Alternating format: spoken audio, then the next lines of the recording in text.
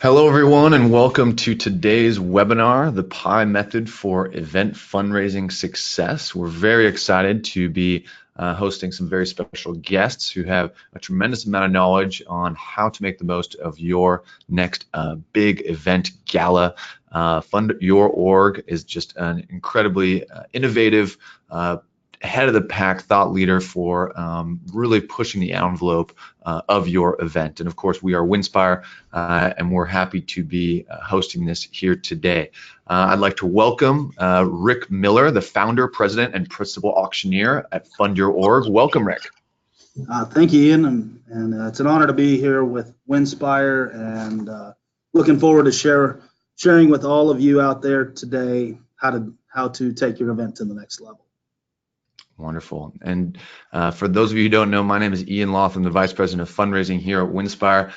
Today is actually my last webinar. I will be departing Winspire here in the next couple weeks. I've been loving doing these webinars for so many years, and I think we're going to really go out on top here with Fund Your Org. I'm really excited about it, but that doesn't mean we're going to stop doing webinars. This is we're going to continue going on. There's just probably going to be somebody else's face who's going to be on this title screen here moving forward. So with that, let's go ahead and move on here. Just to really brief for those who are unfamiliar with Winspire, what we do is we put together travel packages for your charity auction and raffles. They're no risk. You don't have to pay anything to use them in your event, no cost to reserve them, and then you sell them as many times as you can at the event, and then you keep all proceeds above the nonprofit costs. It's just a great way to add to your auction offering, really get those wow items to attract high net worth donors,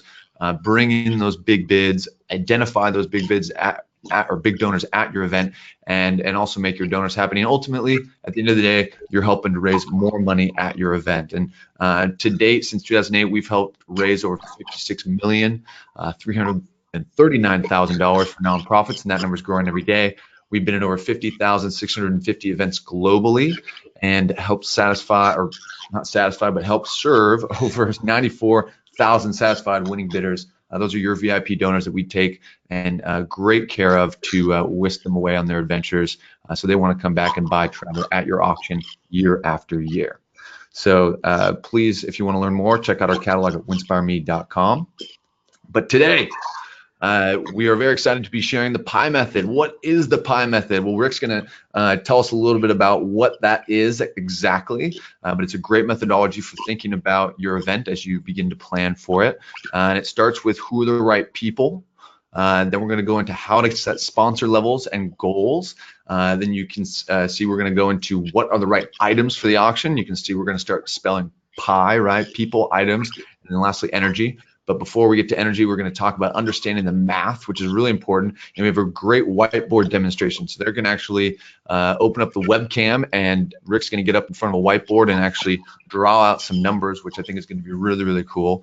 And then we're going to finish with that energy piece, having the right energy at your event. So people, items, and energy, that's the P.I.E method. We're going to dive into each of these topics here today.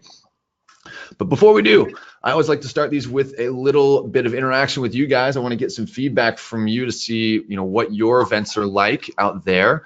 So I'm going to launch a poll real quick. And the first question being, how many people typically attend your annual fundraising event? This can be your gala. This can be a different event. Go ahead and answer now. It can be less than 200 people, 200 to 400 people, 400 to 600 people, 600 to 1,000 people, or maybe your annual event is a huge gala that's over 1,000 people. We're going to close the polls here and share the results. Great. What do you think of this here, Rick? So this is pretty average, I'd say. Between 200 to 400 people is pretty typical when it comes to the size of an event fundraiser. What do you have to say about this? That's right. We see a lot of galas that fit that exact model, 200 to 400, even 200 to 600 people. So, hey, 97% of you fit within 600 people, and those are that's the target market for the galas that we are able to serve at the biggest level. When you get above that 600 to 1,000 people, we have to take a whole different kind of mindset and strategy towards how we're going to engage the audience at an event that's pushing 700, 800, 900, 1,000 people or more. So this is great. So we're excited to share the possibilities of how you can maximize the fundraising at your next event. Love it. All right, great. Perfect. So I have a couple more polls here. I think these are really important questions. This one is, how many live auction items do you typically include in your event? Is it less than 5? Is it 5 to 7, 7 to 10, 10 to 15, or 15 or more live auction items do you typically include? Oh, I should have put an option up there. Maybe you don't have a live auction typically at your event. But if you do, let us know how many items you typically include. I'm going to share results here. Interesting. Okay, great. So a little bit all over the board, but it's good to see that a lot of people, or most people, are selecting between 7 to 15, and that's usually what we recommend here at Winspire. And that's because it usually comes down to the amount of time that you have, right? If you want to get your live auction done in under 30 to 45 minutes, and you can sell an item every 3 minutes, then you can include 10 items in it, right? So I'm glad to see that's where most people are at. What do you have to say about that, Rick? You know, that's exactly how we coach and share with organizations. You know, typically if we were on the low end of that, there's a reason. Maybe it's because of time constraints, but time is the biggest reason. Also, we want, you know, the live auction typically is the opportunity to raise the most money in the shortest amount of time, other than the live ask. And so when we can engage large donors at the greatest giving levels, a lot of times, you know, that 7 to 15 item range usually fits within that golden hour of fundraising that we shoot for as we build out events. That's great. Awesome. One more here we're going to ask. I thought this was actually from Rick. I thought it was a great question. And this has to do with your goals that you set for your event. And what we wanted to know is, what percentage do you intend to increase your revenue at your next event? Is it 0 to 10% growth, 10 to 25, 25 to 50, 50 to 100? You're aiming big, or maybe you don't set specific goals for your growth, and that's okay for now. But we're going to go into why and that's so important. So I'm going to launch this poll. Go ahead and let us know what your growth goals are for your next event. Maybe it's next spring, maybe it's next fall. Just let us know what your growth goals are. I'll let you guys vote here. Just a few more seconds.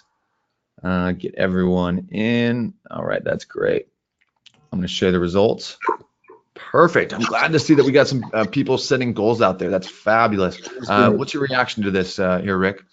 Yeah, so it looks like 86% of you are in that 10 to 25% growth, is what it looks like, and that's what we typically see.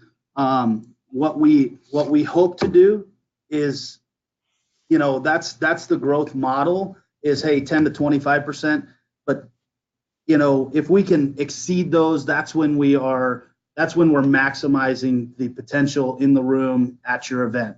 And that's what the P.I.E method is built for, is how do we go past the 25%? How do we get to 50%, 50 to 100% growth? I would love to see each and every one of you have those kind of growth numbers, because of your impact then throughout the year. Has the ability, you have the ability to do the work you do at a whole different level when you have those dollars to do it.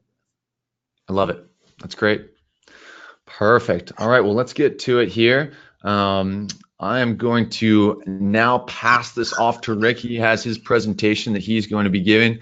So I'm going to pass it off to Rick, and I'll be facilitating throughout. And then at the very end, we're going to have a Q&A session that we highly encourage you to stick around for, where we'll be answering each and every one of your questions. So with that, I'm going to pass it off to you, Rick. All right, we're going to... Just 1 second.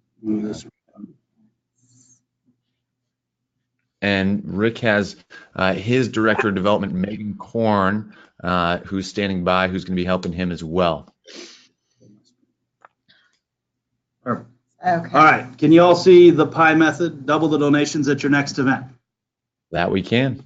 You see that? All right. Perfect. All right, guys. The goal of today is to show you how to double the donations at your next event. The P.I.E method is it's an acronym for people, items, and energy. And our goal is to show you how you can implement the P.I.E method at your next event. So a little bit about me. We've raised over $30 million in the last 10 plus years working with nonprofits. Typically I'm based in Tulsa, Oklahoma, but we work with nonprofits all over the country, and we have a team of professionals, consultants, and auction teams that go out and serve nonprofits around the country and around our region. And so, guys, we're here today to really show you how we've been able to take events to the next level that have come to us over the years. The P.I.E method came out of experience, guys. Back in the day, we were just the auctioneer, and we would get a phone call and people would say, hey, we need an auctioneer for this event. The P.I.E method was evolved out of seeing organizations that we were able to move the needle, but not take it truly to the next level. And so we've created the P.I.E method to reverse engineer events and to really start with the end in mind. So, today we're going to show you how to get the right people, the right items, and the right energy into your next event. If you've not been to our website, you can actually download our P.I.E Method Playbook, which you can see is there.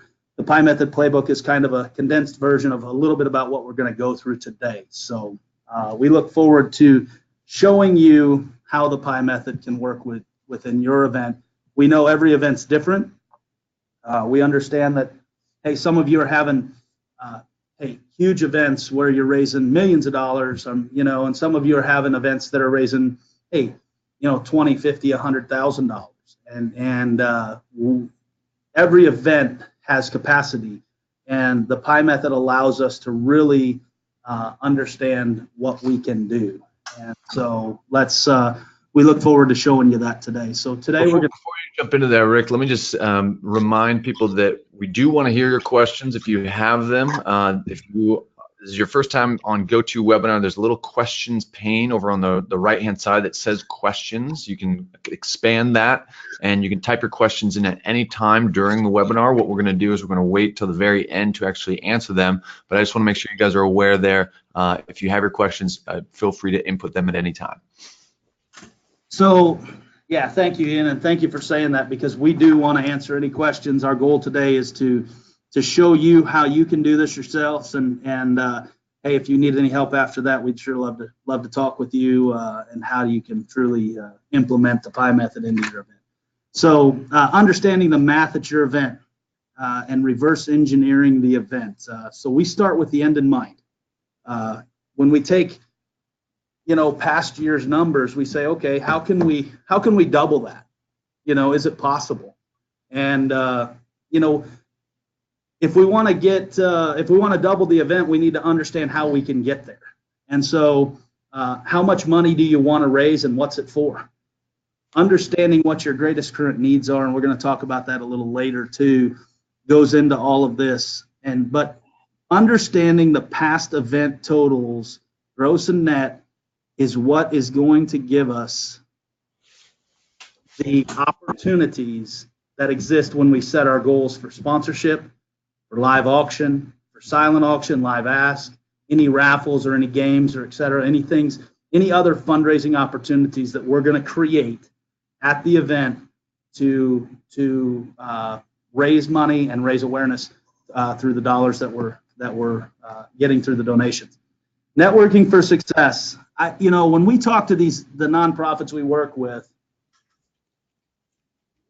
what I see on a weekly, monthly basis talking to nonprofits is we're not using our networks as well as we can. We have an opportunity. We have a broad network, but we're not making the right ask to the right people. Oftentimes we're making the wrong ask to the right people, or the right ask to the wrong people. And so, the P.I.E method really helps us to understand where are our donors, and so we really want to understand that. So who are the right people? These are the connections that we have. These are your organization's biggest fans that have capacity. Their giving capacity may be greater than some. The right people can also be the right connector. Okay, that can also be in that capacity. Capacity can also go with connector, because if somebody can connect me to people in town, or connect our organization to people in town, we want to look at those folks also. cultivation is part of that whole, connector piece. We want to connect and cultivate those longtime donors, and what circles do they run in? And then we want to celebrate those people. We want to celebrate those folks at the event, through the organization, and what they've done, and the accomplishments that we've had as an organization with them championing us. So those are the right people. We all know that, but how do we engage those individuals? So engaging those folks, we got to start first with our greatest current need. What we coach on, and what we talk to organizations about is, when I ask an organization, what's your greatest current need today? If you could solve that need, what would that be? And a lot of times organizations have to step back and say, well, we need money. Well, what do you need the money for? Why? What's that money going to do, and what impact will it make? Because if we can share that story with our champions, they engage at a greater level potentially. A lot of times I'll look at sponsor levels, and there's some organizations that, hey, maybe you're not achieving the top sponsor level, but some organizations are getting 3 or 4 people to give at the top sponsor level that you've set out as a sponsor level. And when you have 3 or 4 people at that top level, you may not have the right sponsor levels. Or if you're not getting the top givers to give those top sponsors, top levels in sponsorship, it's likely we're not making the right ask to them. It's likely that we're not making the right ask. We're not going to them with an approach that's inviting them to create the impact that their dollars will do. So we have to understand how much money we're hoping this event will make. We also need to understand why we need the money. Do we just need the money because we need it? Well, that's not a good answer to donors. Donors are investors, and they're investing in impact. And so when we talk to donors, we want to talk about making investments in impact through the event, and how that's going to directly do the work that we do. So, understanding how much you've raised from past events, what the top sponsorship levels are, and how they're appropriate. Can they be increased? When we think of the right people, we always want to think, hey, are our sponsorship levels correct?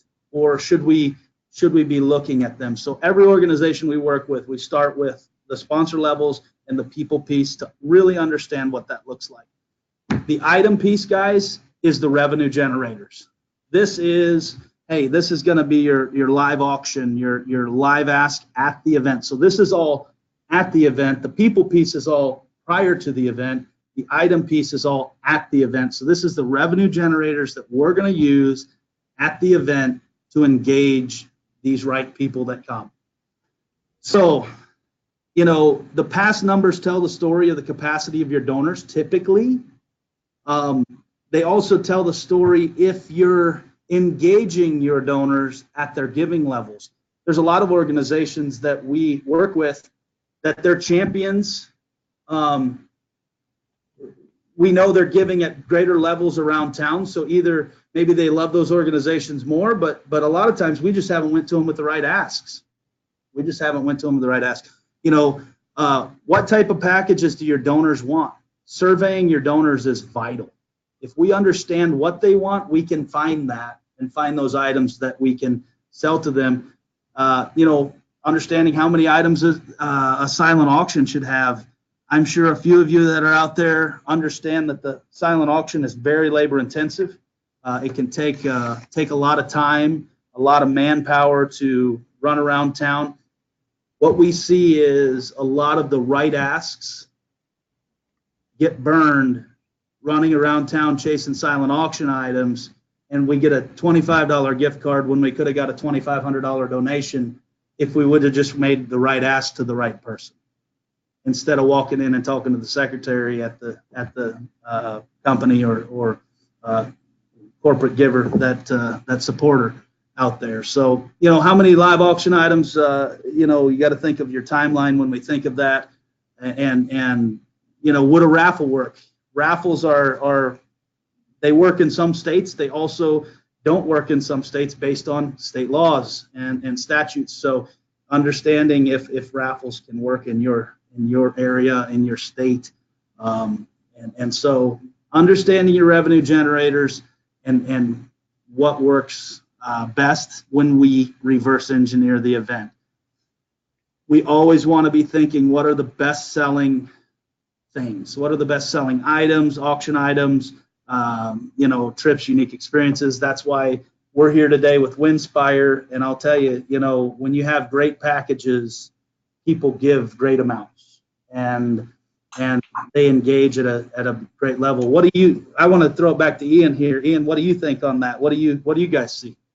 Well, I mean, items are such an important part, right? Of having a successful auction. And I think what you talked about with people is really important. I was going to jump in a little earlier, but you were on a roll, so I didn't want to skip you up. But, in terms of your time, right, should be out there invested in getting the right people in the room, right? So that those right people will then bid on the items that you put in front of them, right? So your time is really valuable, right? And it can take a tremendous amount of time to go get the right amount or the right items donated, especially if you're just trying to fill the silent auctions. Silent auctions take so much time to put together, especially if you just go out there and start, knocking on doors and hitting the pavement, and just kind of taking whatever comes at you.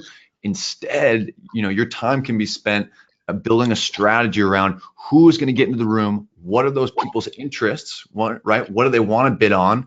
And then going and finding those items for them so that you can guarantee by the time they walk through that door the evening of the event, they're going to start bidding like crazy, right? And that goes for both the silent auction and the live auction. That's so right. the items you put in the room or on the auction block have more to do with who your audience is and what they want to spend money on than what you can get donated.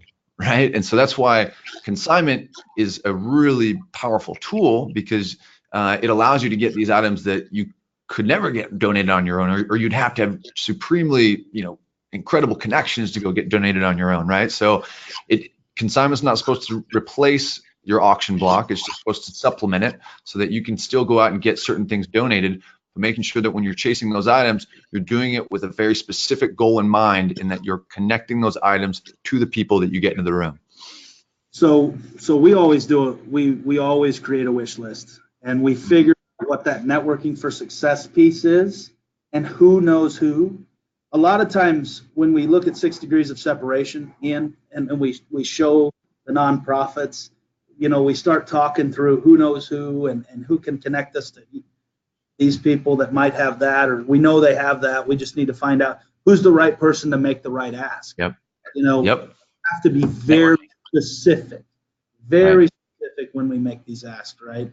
Because we want to build the auction with as much donated as we can, and as Ian said, supplement those right trips, those right unique experiences, once in a lifetime opportunities when it comes to consignment.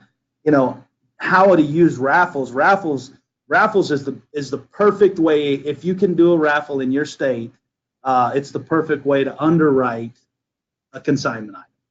It is the ultimate way to underwrite consignment item. And so we know that, hey, when we do a cross section, we're meeting with a committee and we're talking through, and we say, hey, if we sold a trip, where would everybody want to go, right? And everybody says, well, anywhere. We want to go to a beach or a mountain. Okay, well, we create a beach or mountains package that can be raffled off, and we know that, hey, 100 people would buy a $100 raffle ticket, and we can raise $10,000.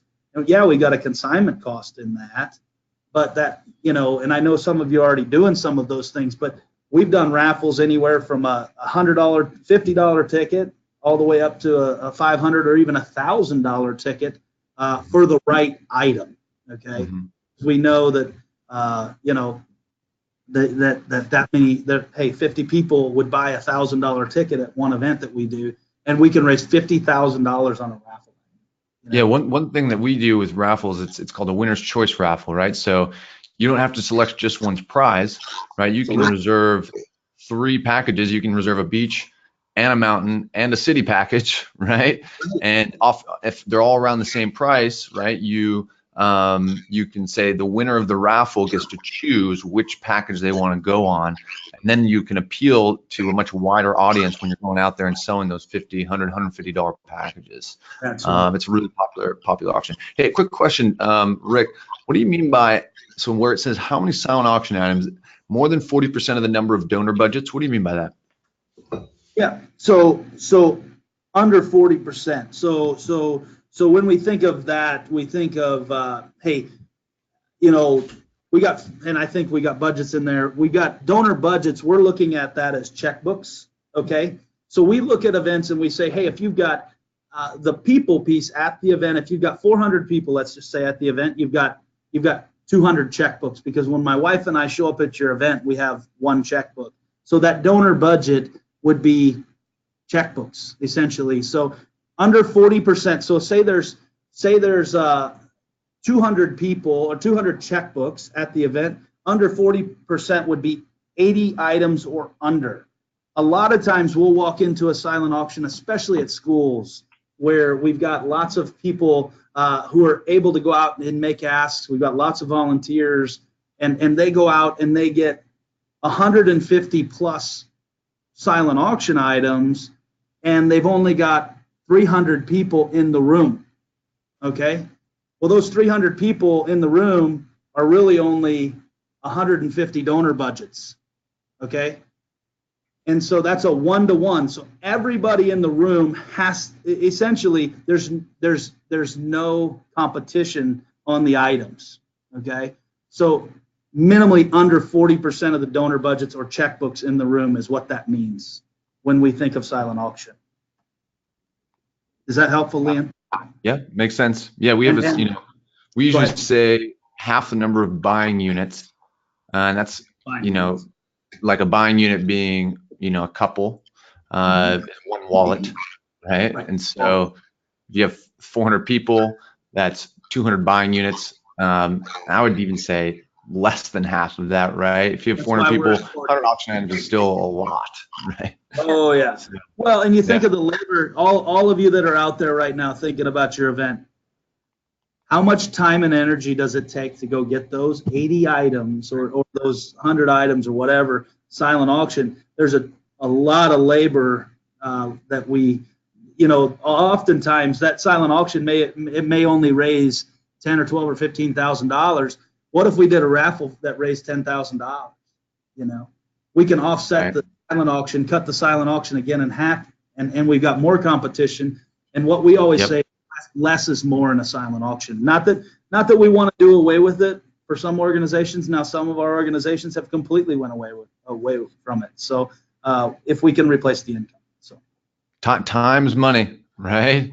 Your time is valuable out there, and if you're spending all your time on the silent auction, which has a modest return, that time could be spent networking, securing sponsorships, securing those big ticket live auction items that will end up netting a whole lot more money than getting those $50 gift certificates from just the local vendors. So just really pay attention to where you are spending your time and how much money you think it's going to net you.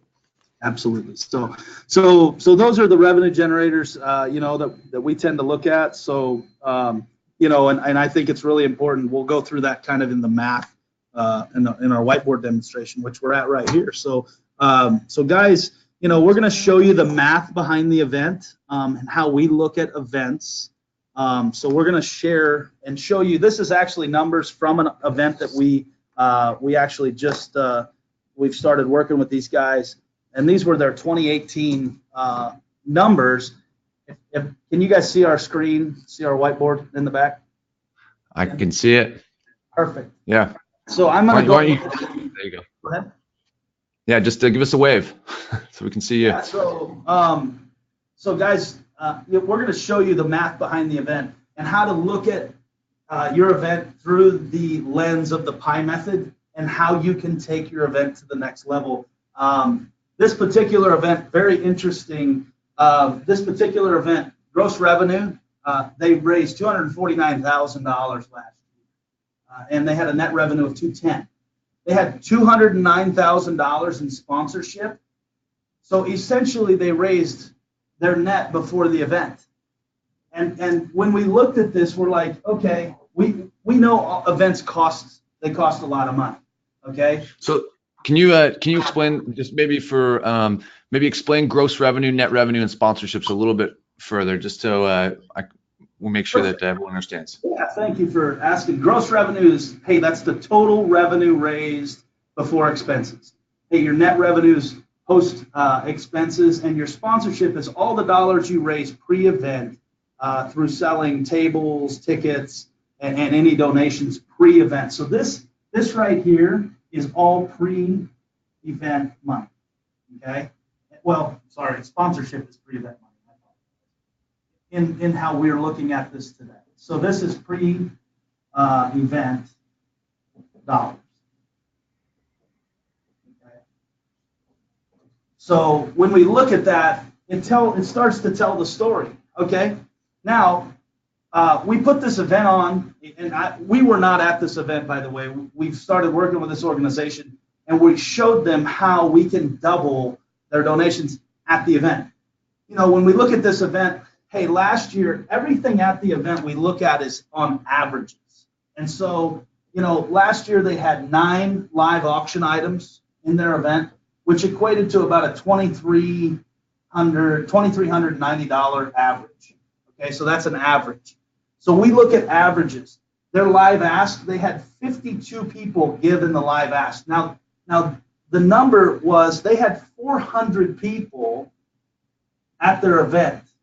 Okay, so they had 400 people at their event. So you always want to think, how many people do I have at my event? How many buying units? I like that terminology, wallets, checkbooks, whatever you want to say. So they essentially had 200 buying units at their event. Okay, so they had 52 people given their live ask, and their silent auction, hey, they had 45 silent auction items, which was just over $200 average, okay, just over a $200 average. And so this starts to tell us the story. In the live ask, that was like 160, I think 52 buying units at 8,500 was $163 per checkbook that gave in their live ask. And then they had a wine pool with 50 bottles of wine at 20 bucks, okay? So when we do the math, okay, when we do the math and we start looking at these numbers, guys, we had 9 live auction items. We had 52 people given the live ask. We had 45 people given the silent auction. And we had 50 people buy a bottle of wine. And those were the opportunities for people to give.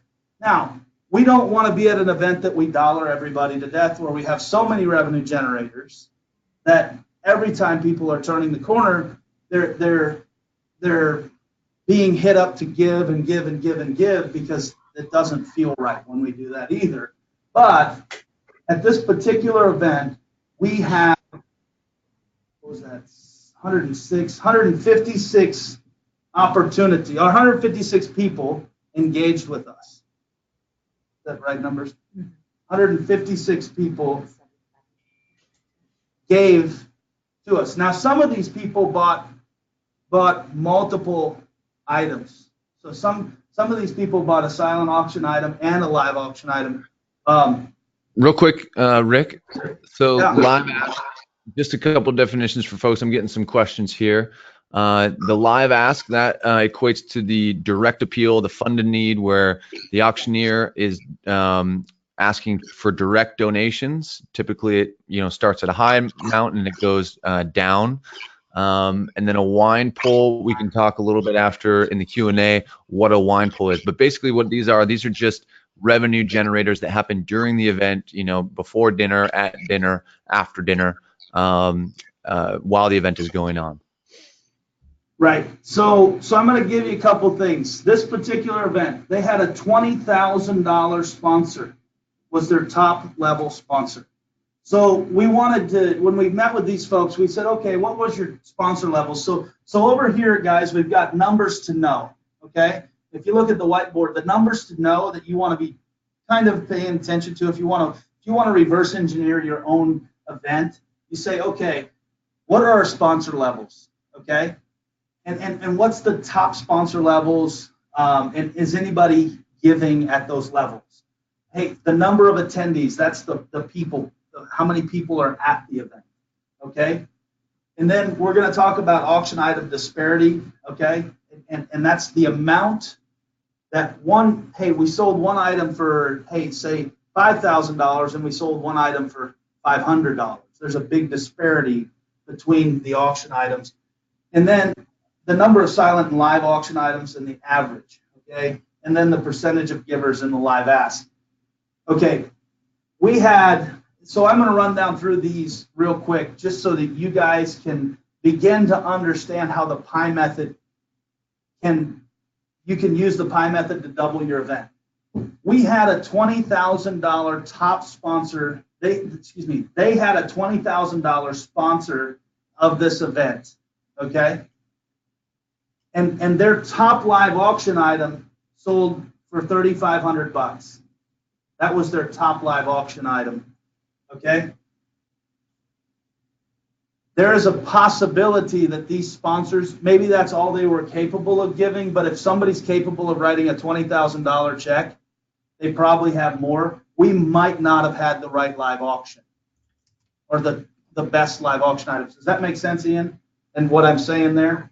Because we have people that have capacity of $20,000, they might, if we give them what they want, they might be willing to write a $5,000 or $10,000 check again at the event. Real quick. To all of our attendees, can you go in the questions pane and let me know if you cannot see the video? I think most people can, but just send a quick, post a quick question if you can't see the video. Go ahead and proceed, Rick. Yeah. So these sponsor levels. A lot of times we'll look at events, and I said this earlier, where we've got, hey, maybe we've got 3 or 4 people or 5 people that are giving at the top sponsor level, okay? That's a good sign that you can raise your sponsor levels. Just so you know, I'll just tell you, for you guys out there that are, hey, you've got 3 or 4 or 5 people giving at the top sponsor level, you're probably not asking enough in your sponsorships, okay? If you're not hitting your top sponsor level, you need to consider what is the ask and how are you asking your top champions to give at those top levels, okay? And you know, hey, some of our top champions are not always event givers, and we get that too. So we got to find those right people that will give to us through events. The attendees, that's the number of checkbooks, the number of wallets, the number of buying units. This auction item disparity, this particular event had a top giving level of $3,500 as a top item, okay? Sold for $3,500. It also had a $500 item, okay?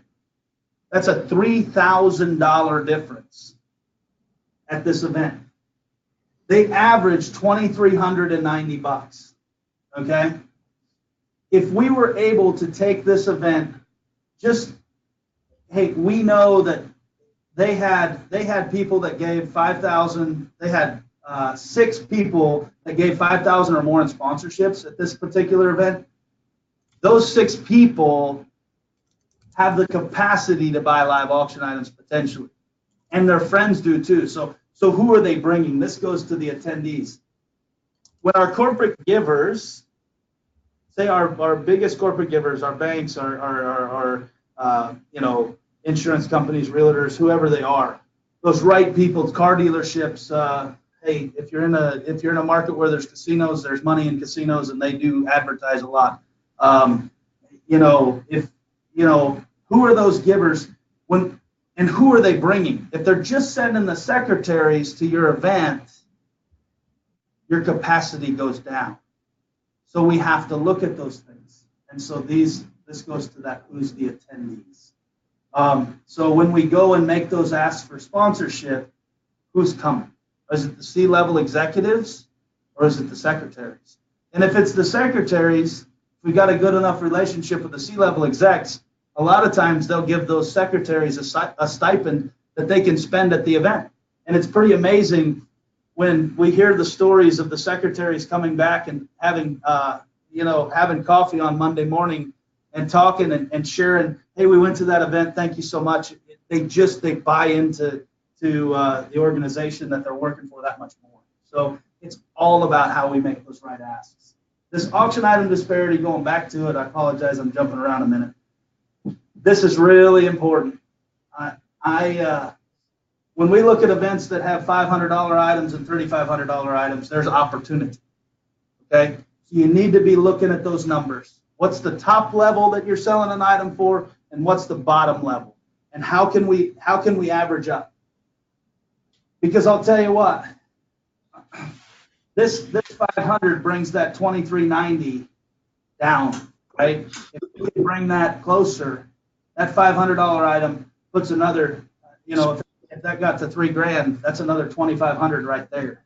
So what do you recommend, Rick? Do you recommend having a higher kind of basement price, like having a higher, instead of a $500 item, the lowest price live auction item should be like $1,500, and then you also recommend having a few even higher dollar amount items than $3,500. So for all of you out there, we look at events in thresholds. Some of you may have events that your live auction is only bringing $1,000. That's the most that a live auction item's ever sold for. It's kind of the capacity of your room. Then you've got the next tier, which is going to be, hey, the $2,500. That's about the most that somebody's going to spend at the event. That's a threshold. And then you jump from 2,500. Are we selling items from 2,500 to 5,000? If we're selling items from 2,500 to 5,000, we can sell a whole live auction in that $2,500 to $5,000 range. Does that make sense? That's the next threshold. And then we can bump past 5,000. Usually we can get to 5 to 10. We sometimes have to build those items. And when I say build them, it takes multiple checkbooks. Hey, 4 people or 4 couples will go in on a couples trip. Maybe we have a private home. We get a private home from you, Ian.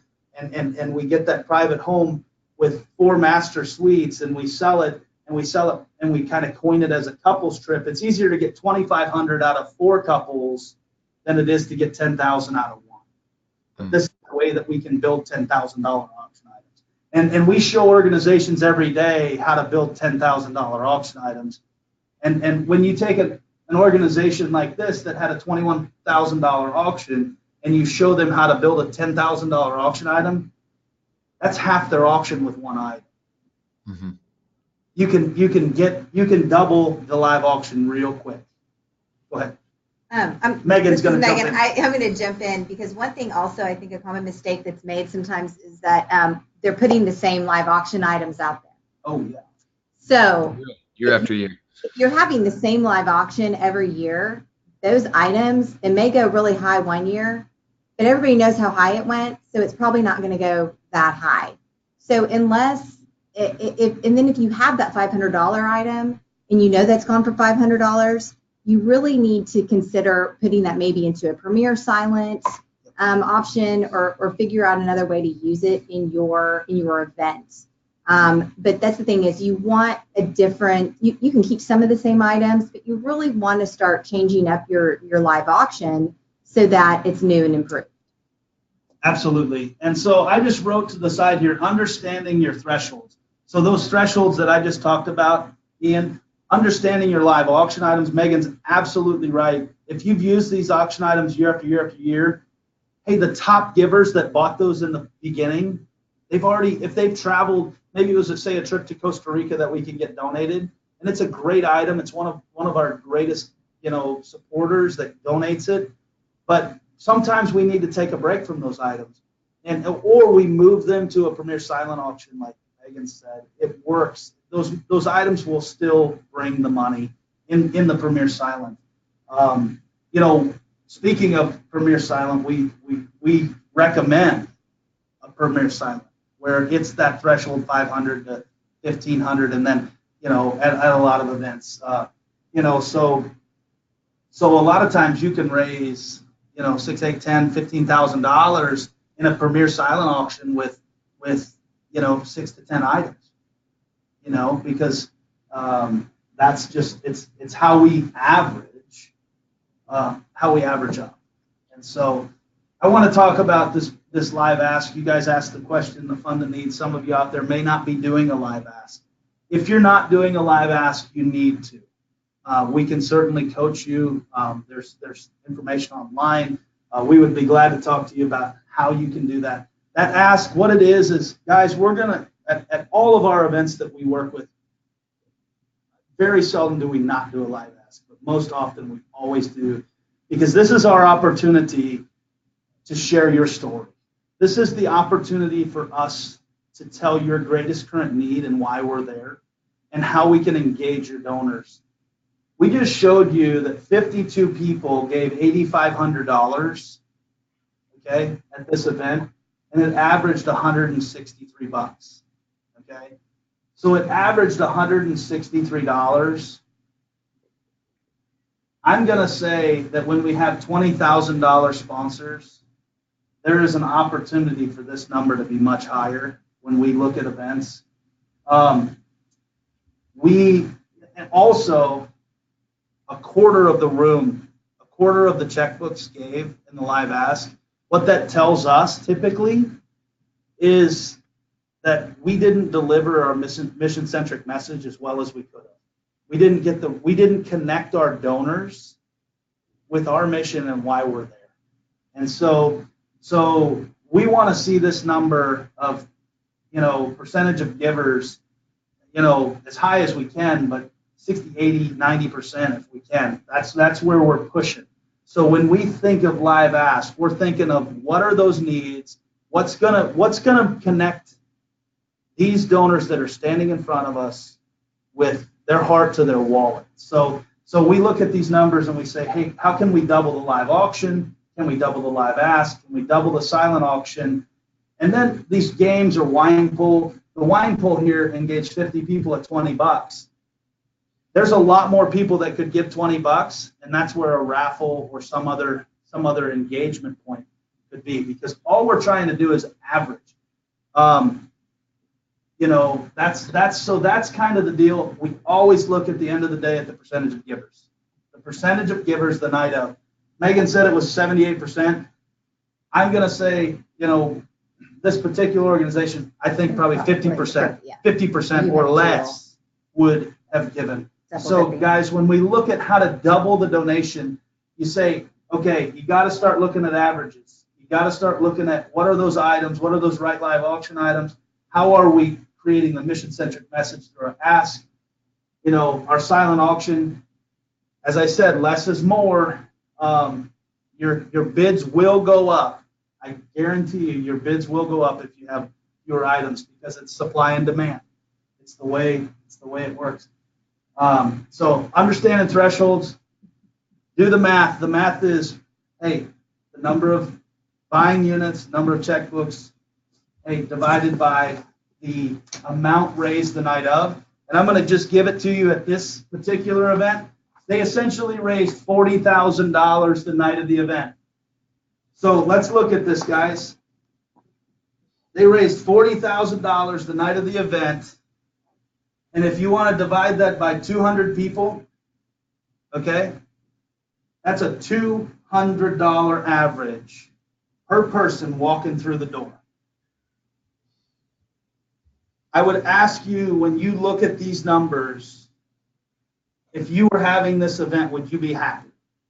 Because I truly believe that most people know if we put the right people that have capacity over 200 bucks, we got it. This is where we start. We say, okay, how do we get people that can give? If we had people that could give us $500 on an average, if we could average $500, this event raises $100,000 the night of the event versus 40.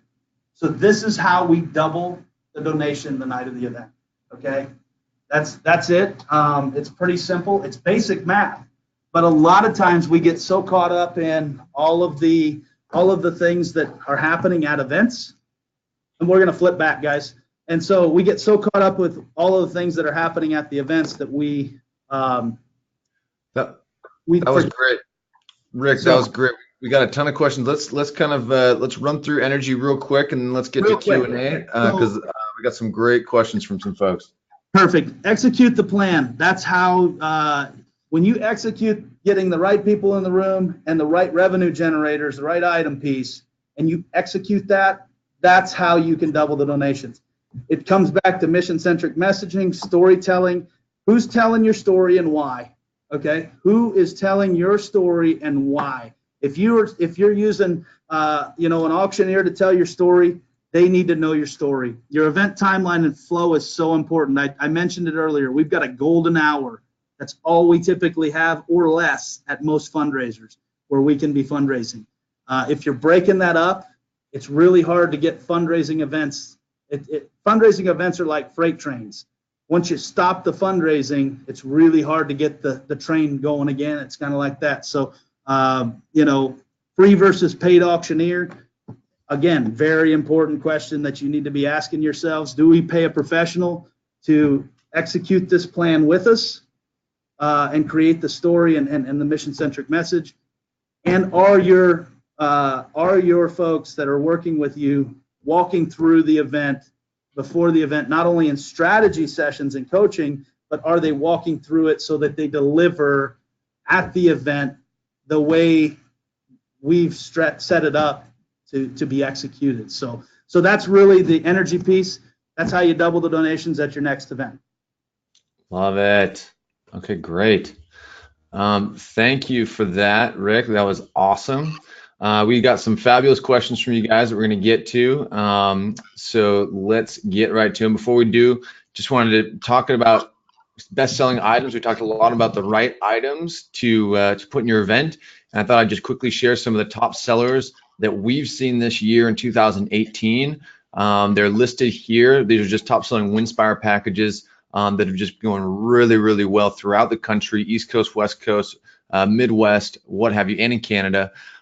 Tuscany Culinary Escape is just Italy's just a fabulous international destination. So is Ireland. There's also a Game of Thrones package that's been selling like hotcakes because that's where they sold a bunch of the Game of Thrones packages. And Punta Cana is a great tropical destination if people are looking for some beach resorts. Domestically, our Napa Backroads and Railways is just always a top seller, and that's getting on the wine train in Napa Valley, going and meeting some vintners, and staying at the Meritage Resort and Spa, which is a fabulous destination. And then, of course, Hamilton this year was incredibly popular, and it was actually Hamilton Chicago was the most popular over New York, and I think it might just have to do with where it was located. All of these packages are selling extremely well. So if you want to learn more about including these in your auction, definitely visit our website or give us a call. There's the number. You can go to winspireme.com or give us a call. We're doing a little giveaway drawing for Winspire News. For those of you who haven't subscribed to our blog, go check it out. We do it this quarterly. We're giving away $1,000 travel packages to our blog subscribers every single quarter. So be on the lookout for that on how to enter. Last but not least, I have a podcast that I do with my good friends Danny Hooper and Renee Zhao from Donation Match. It's called Events with Benefits. You can check it out wherever you get your podcast. We just did a great interview with Lynn Page, who's the director of signature events for JDRF. She talks all about how she tackles the big events, and we talk a lot about the things that we talked about here today with Rick.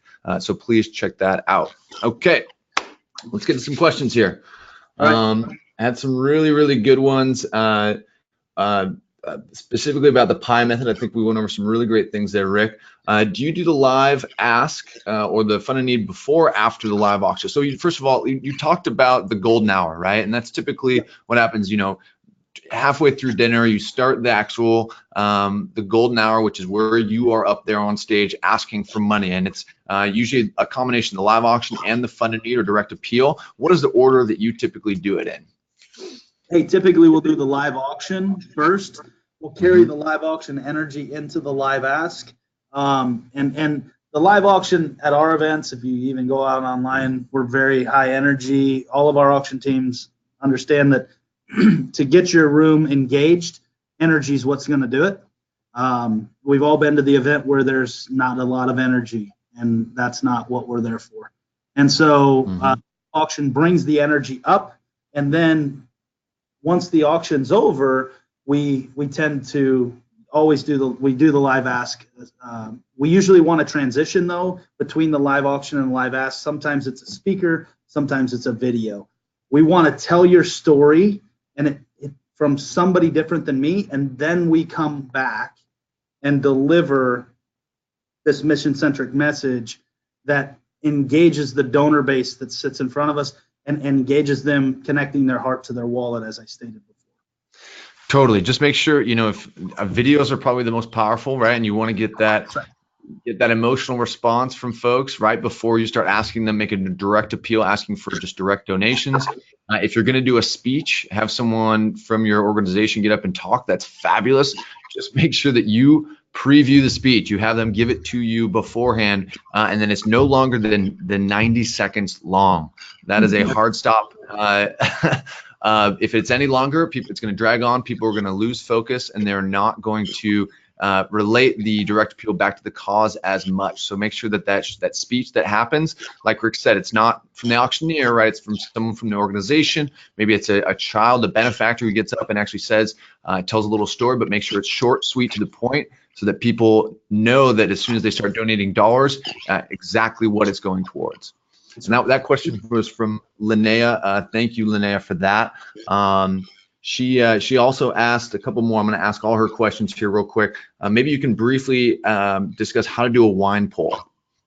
So a wine poll is simple. It's, hey, you get, 25, 50, 100 bottles of wine donated, or donated from your volunteers, and you just truly you bag them up, you put a bow on them and a ribbon on them, and they don't know what they're getting, so they come up and they buy a bottle of wine for $20, or some do it for 10, 20, 50 bucks. It just depends on the type of wine. So you can buy a bottle of wine, or you can buy multiple bottles of wine. It's a revenue generator. We have lots of revenue generators that we look at. It's just what's right for your event. Not a wine pool doesn't work for some, and it does for some. Some people will like a champagne or something like or something. And you guys purchase the bottles of wine, or you guys try to go get them donated, or how's that work? Usually the committee will go get the donations for those. They'll either you tell every committee member to bring 2 bottles of wine, or all the committee and the board to bring 2 bottles of wine, and you can usually put 30 to 50 bottles of wine in a wine bowl. Love it. Okay, great. Range though of quality. Absolutely. You don't want all $10 bottles of wine. You want some $50, $20, $50, $100 bottles of wine, so people know there's an opportunity to get something nice. Love it. That's great. And Linnea just chimed in too with regard to the speech and the video. She does it before the live auction and the live acts. That's totally fine. You can do some events that way, Ian. We absolutely do. It's all based on how what's been done in the past. Different areas of the country do it differently. I'll also say that. Timeline and flow. Some of our events, there's enough things going on beforehand that we don't want to lose donors during the auction. That can happen, and so everything goes off of our timeline. We're very fluid when we work with organizations to say, we've got to work within the constraints that we have and what's being done at the event. So. That's great. Okay, just a couple more questions from Linnea here, just because they're so good. Hope I'm saying you're right, Linnea. This is, if you do a raffle, how long prior to the event do you sell tickets? Hey, some of our organizations are selling tickets online before the event and don't even have to be present to win. Especially when we're doing a pick of, a winner's choice, or pick your paradise, like you talked about, Ian. You don't have paradise. I love that. Yeah. Well, and check the laws of your state. That's yes, always. Sure, you check the raffle laws before you pre-sell online.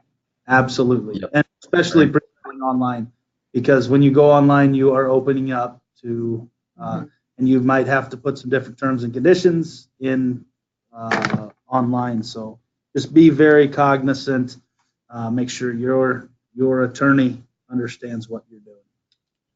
Great. Thank you for those questions. This one's from Denise. How does the P.I.E method change if your sponsors are businesses rather than individuals? Does it change? I mean, do you change your approach there? Not at all. Again, we talked about donors, whether they're corporations, companies, individuals, or foundations, are investing in impact. Okay? Mm-hmm. That's what they're doing. They're investing in impact. And so the P.I.E method works. It's no matter who we're talking to. And it's all about, what is making the right ask to the right people, if that makes sense. We love to use the P.I.E method with corporations and companies because we can walk in and we can show the impact for the organization and with the organization, and that's where you can really move the needle. Yep, that's great. Very much. And I love that. And this is another question this is a Tess chimed in on that same topic, and I think this is a great question. How do you frame the request that corporate sponsors bring the people with capacity? And I know we've talked about this in previous webinars where it's just important to use the right verbiage when you are asking for those people. Say each and every chair is valuable. Please make sure that you are bringing the people who want to participate, those sorts of things. What are some recommendations that you have, Rick? So you first start with your point of contact. Your point of contact typically is, depending on the size of the company, in the large companies, sometimes it may be the community relations folks. If you're working with small to medium-sized companies where you're dealing with the business owner or C-level individuals, we typically want to have the conversation with those folks on who's coming, because if they tell us, hey, we're sending the secretaries, that opens the door for us to have the next conversation with, hey, if you're sending the secretaries, would you be willing to consider sending them with a stipend? That they can spend the night of so they can feel like they can participate. Because as Ian said, every chair is valuable. Now, when we have that conversation, typically it opens, that C-level individual understands we need them there. Okay? That doesn't mean they may be out of town, but we always want to have the conversation of who are you filling your seats with those big givers. Oftentimes we know who has the capacity before the event, and we just want to have that conversation. And you know what? When we go with the approach of investing in impact, we're not begging for donations anymore. We're not begging for people to give us money. We're showing donors how they can invest in the impact we're creating. Go ahead. Sorry, Rick. No, complete your thought. Sorry about that. No, when you take that approach, donors respond. Yeah. There's a very interesting follow-up from Tess. We get some corporate sponsors who donate their seats for teachers, thinking they're being kind in doing so. How do we reframe this? That's a great question. That's a great question. You know what? And I think that anyone that's out there on the webinar is having the same kind of, it could be secretaries, it could be teachers, it could be anything. And all those are important people. Absolutely. And we want to still want them there. Yeah. Right? So let's not take them out of the equation, right? They could be volunteers. They could be your future volunteers and your future champions. That's right. So,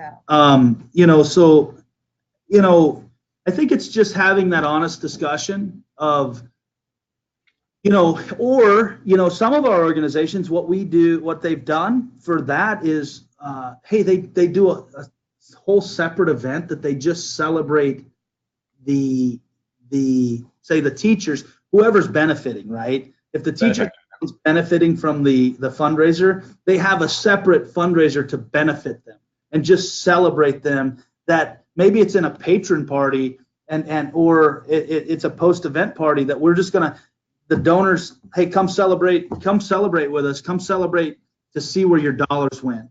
And that would be a great way to to really showcase the teachers, but also we brainstorm with organizations all the time with how to make everything fit right. And it has to be a right fit, especially for donors, right? Some donors say, hey, I'm giving this because that's what I want it to do. So, we really have to step back and understand this is the donor's money. What is it that they want to accomplish? I love that. I love that. Got a question here. Thank you for that, Tess. That's fabulous questions. This one's from Christopher Ray. He says, do consignment items take money out of the room that could be going to the org instead? Do donors get turned off by the fact that their whole donation isn't going to the org? Let me jump in and kind of start with an answer, and then I'll let you finish off with this, Rick.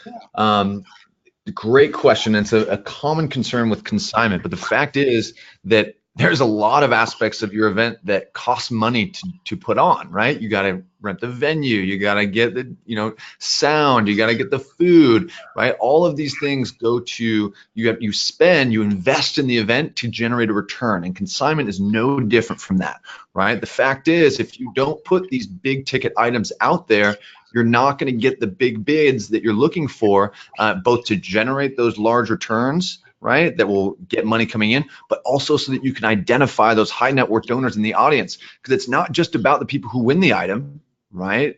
The end winner is just one person who raised their hand. There's going to be 3 or 4 or 5 other people who are raising their hand at $3,000, $4,000, even $5,000, and they might not win an item.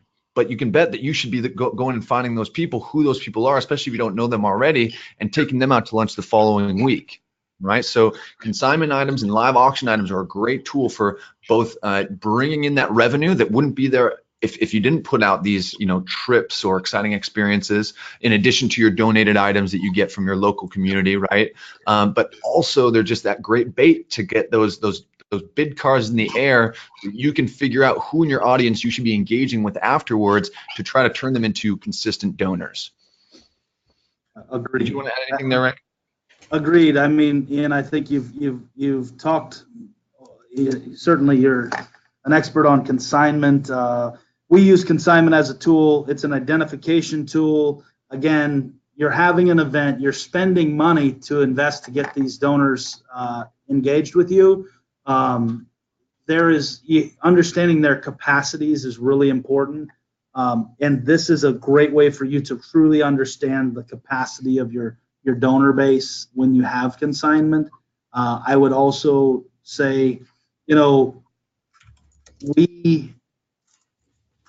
use consignment at the end of an auction sometimes to sweep the room and see if there's we have a set price consignment item. Sometimes we sold one item 33 times. Okay, 33. Wow. We raised $66,000 with that item. Now, it cost the organization $1,000. It's $2,000 per sale, and it cost the organization $1,000 per. But what it did, and people say that was going to take money out of the room. Well, let me tell you something. I've never seen a live ask give $2,000. I've never seen 33 people give $2,000 in a live ask. And so what we, and we've done this lots of times where we're selling an item 3, 5, 10, 15, 25 times. Okay. Now, those are people, we're leveraging their travel budgets. We're not leveraging their giving budget. We're in a very unique era. Millennials exist in this world and they want something for their money. Grandparents and my parents gave their money because it was the right thing to do. We're leveraging people's travel budgets, and we need to, that's one thing that at events we talk about. It doesn't fit everybody, and I want you all to know, some of you out there are saying, oh my gosh, we'd never do that. That's okay. We just, our goal, there's also, how many people have ever had a $33,000 live auction item net? Very few of you, but that organization did. That particular organization hired us. And it's a very large organization. They hired us. They'd never raised $500,000. And they hired us 7 weeks before the event. And we took them. Then they said, They said, we've never raised $500,000. They raised $440,000 the year before. We took them to $674,000 by using the P.I.E method. Yeah. Great stuff. Yeah. So, I mean, that's impact, because when you can raise $234,000 more than you ever did the year before, that's huge impact.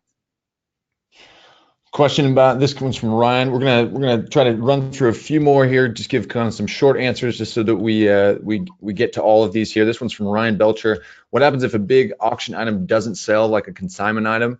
What do you usually do in that situation, Rick? You know, hey, we move past it quick. We typically, you know, we know we have a spot to get to. There's some auctioneers out there that hey, I typically have a bidder number, and I have to put it off on that bidder number. One of my ringmen will put it on that bidder number and just turn in the bidder number, and we know it's not selling at that price. So that's how we have to do it at some events. It's just the way it works. When you have consignment, you got a minimum. Typically, we say, do put in your terms and conditions that there are some items that could have minimums, just so that you're covering your bases. Got it. Thanks for that, Ryan. From Shelly, how do you capture the names of people for the live ask? Are there spotters? And that also goes for during the live auction. How are you recording bidder numbers down while people are bidding? And I would say absolutely. Having somebody up in front, behind maybe the speakers, so they're not out in front of everybody. You want to focus on the live auctioneer, but writing down the bidder numbers as they come in is a crucial piece, because you want to make sure you record every single person who bids and at what level, but also for the live auction, right? You want to make sure you know what sort of activity each item's getting. Yeah, so we, first off, we bring a team. We bring a team of ringmen, typically auctioneer ringmen, and also sometimes we'll even have a liaison, consultant liaison that's been working with you, that's at the events, and we're writing everything down, duplicating it. A ringman will write it down, one of our team, at least one of our team. We typically have your team set up to write everything down. We bring our own sheets that we know everything that we're going to be selling. So it's an Excel, it's already built. And so if you're using paper, and Oh, you still there? Oh, maybe he's gone. we lose him? Can Can you hear me? Yep. Hello. All right. So first off, you know, if you're using software, you want to have somebody keying it into the computer, but typically they're not going to keep up with the auctioneer. So we typically have somebody from the organization along with somebody from our staff and our team that is writing everything down, and then we cross-reference all the numbers to make sure they match, and then we input them into the software. If we're not using software, then we make sure it gets taken to the checkout table and is recorded appropriately. We do use bidder numbers. We recommend bidder numbers. I recommend them, yes. But Yes. we don't have bidder numbers. We've worked with organizations that don't. It's just every event's different again, and what you're trying to accomplish. Also, I would recommend always during the live auction fund and need, record it on a camera, not your iPhone, but have a handy cam just set up. It doesn't even need to get a full view of the room, because you know, typically the auctioneer will say the bidder number and the amount, but that way you have something to look back on as a record to confirm. And sometimes there will be people who try to get out of their bid as well. You know, you can handle that. But yeah, but a recording will at least give you some proof as to, you know, what was said and who bid when on what. Absolutely, and it, you know, I'll say this as an auctioneer, as an auctioneer, you know, that recording is so important. I had an organization call me and say that we said that it was a 7-night stay. That I had, the donor called back and said it was a 7-night stay. That I said from the microphone, we had a recording, and I said it was a 5-night stay on the recording, and the donor was trying to get out of it. And not that we're not going to upset our donors, but we also helped me because we recorded it and we handed it over to the organization. The organization, you're able to protect yourself and we record stuff because we want to be able to protect ourselves. I mean, we're your mouthpiece. It's important that we're able to go back and say, this is what happened, and then we can find a solution. Then we can problem solve. Got it. Cool. Just a couple. I'm going to run through real quick here. In addition to trips, what are some other live auction items that multiple couples can bid on as a group? Dinners are really popular. Is a really popular item. Kind of local kind of experiences that you can do with sports teams, those sorts of things. And cigar. Jump in, Rick, if you. Yes. Yep. Scotch and cigar parties, wine parties, wine tastings. We love to do, barbecue and backyard barbecue and beer party for 50, and you sell it by the seat, or sell it by the person, or by the couple. There's all kinds of things. When I said, hey, building a $10,000 auction item in an event that's never had a $2,500 or $3,000 auction item, that's how you do it. That's how you do it. You do it by leveraging the opportunities, the budgets that are out there. Great. This one's from Linda Cuthbert, or Colbert, excuse me. How can you apply the P.I.E method to online auctions, such as number of items and buying units? That is a great question. Stumped. We got you. I will say this. So, Linda, I love the question. I am going to have to defer at the moment. I want to give some thought to this question, because if for you folks that are out there doing annual online auctions, I commend you. Good for you guys. We are not working. We don't consult currently on online auction components at the moment. That doesn't mean we couldn't. I actually for 5 years ran an online semi-truck auction, and then before we jumped out full time into the fundraising space, we were fundraising and doing online auctioning for big equipment. And so I would love to explore that and be able to really give some thought without just jumping off the cuff on that. Cool. Question. I respect that. I appreciate that. Let's see, just a couple more here. This one's from Patrice. Why only have a 1 hour of fundraising? What if the event is 4 hours? Maybe to speak a little bit about that golden hour of fundraising. I mean, you don't want to inundate these people with too much. I mean, a 4 hour event can have various games and things that you have, like the silent auction and all these things, but I think maybe clarify what you mean about that golden hour. So the golden hour typically is where, hey, your auction is going to take place, and any mission-centric messaging or live ask typically is taking place. After that, you start to lose people. Okay, we've all been to the event where hey, the auction, there was no engagement. People just weren't engaged. We've also been to the event where somebody speaks for too long. You're fundraising throughout this night, okay?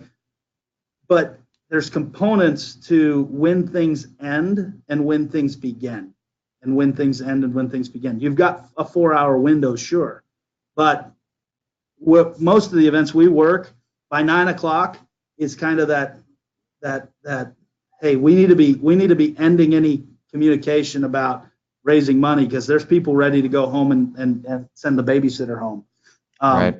So, in some events, we're still doing some events, we don't do the live auction till 9 o'clock for a reason. But, most of the time we say somewhere in that 8:15, 7:45 to 9:15, 9:30, we want to be done fundraising. That's your window.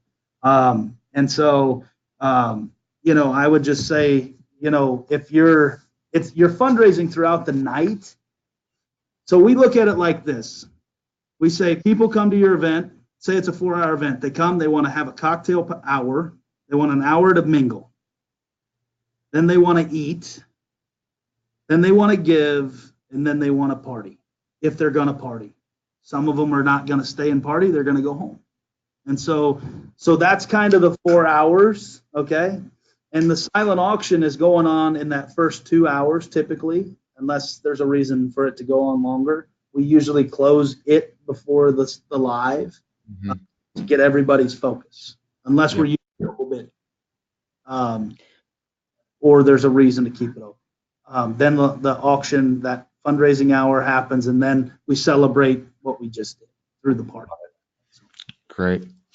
Awesome, guys. Well, hey, it is getting on 11:20 here. We've been at this a while. If we didn't answer your question, I know there's a couple left, but I wanted to get to the kind of the meat of those. There are emails that are up there. Feel free to please shoot us an email with your question. If you didn't feel like your question was answered enough, or you want more detail, we'd love to hear from you. We will be sending out a recording of this webinar by tomorrow, so look for that, and we'll include some links to some resources, perhaps there, Rick's ebook on the P.I.E method, so you can learn a little bit more about that. It's been a pleasure having you, Rick. Thank you so much for joining us. Thank you for having us. Absolutely. Thank you so much. Winspire, thank you, Ian. It's been a pleasure. All of you that are out there know that we're here. We don't mind where you're at in the country or even in the world. We'd be glad to do a free P.I.E method consultation with you via the web. We do that all the time with organizations to reverse engineer the event. So it's about a 60 to 90 minute consultation. It's free to use. So Love it.